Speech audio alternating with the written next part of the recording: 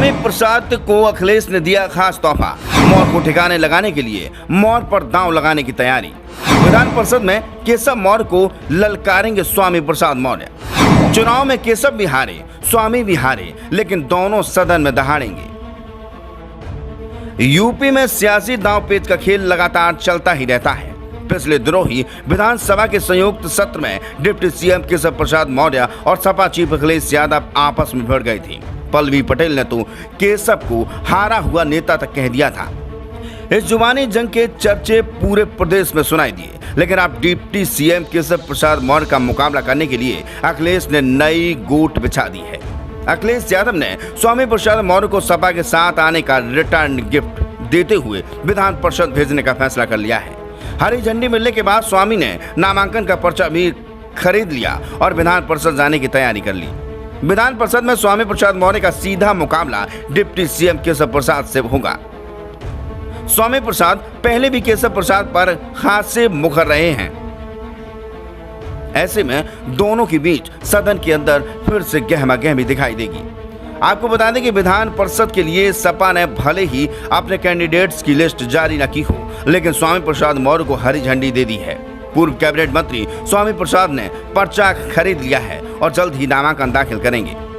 Swami Prasad UP विधानसभा चुनाव के दौरान बीजेपी छोड़कर सपा में आए थे, लेकिन कुशीनगर की फाजिल नगर सीट से जीत नहीं सके। ऐसे में सवाल उठता है कि आखिर स्वामी प्रसाद पर अखिलेश यादव क्यों मेहरबान हैं और एमएलसी बनाकर क्या सियासी समीकरण साधने की रणनीति है।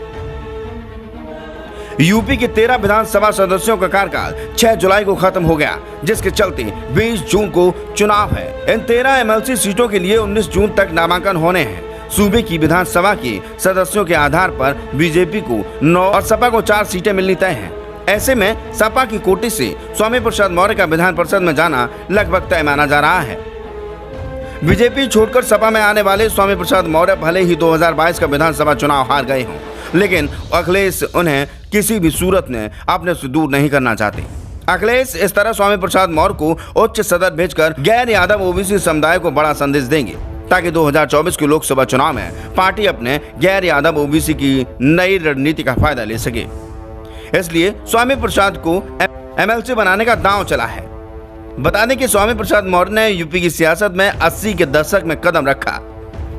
स्वामी प्रसाद मौर्य बुद्धिज्म को फॉलो करते हैं। डॉक्टर अंबेडकर और काशीराम के राजनीतिक सिद्धांतों को मानने वाले नेताओं में स्वामी प्रसाद मौर्य शामिल हैं, जिसके चलते उनकी पूरी सियासत दलित ओबीसी केंद्रित रही है।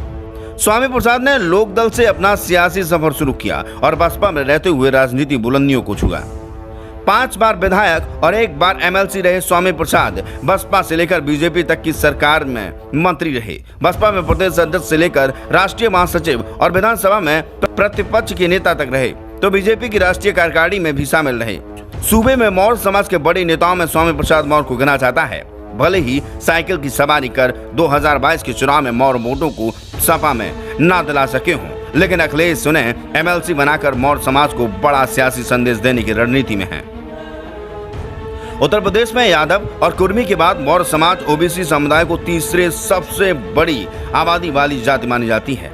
मौर्य, कुशवाहा, शाक्य और सैनी जैसे उपनाम की जातियों का नाता इसी समुदाय से है।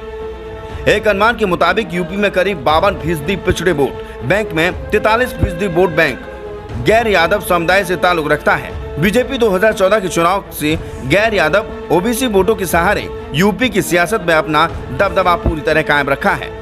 अखिलेश यादव की नजर भी इसी वोट बैंक पर है, जिसे साधने के लिए आरएलडी प्रमुख जयंत चौधरी को राज्यसभा भेजा, तो स्वामी प्रसाद मौर्य को उच्च सदन भेजकर 2024 के चुनाव के सियासी समीकरण को मजबूत करने की रणनीति बना ली है।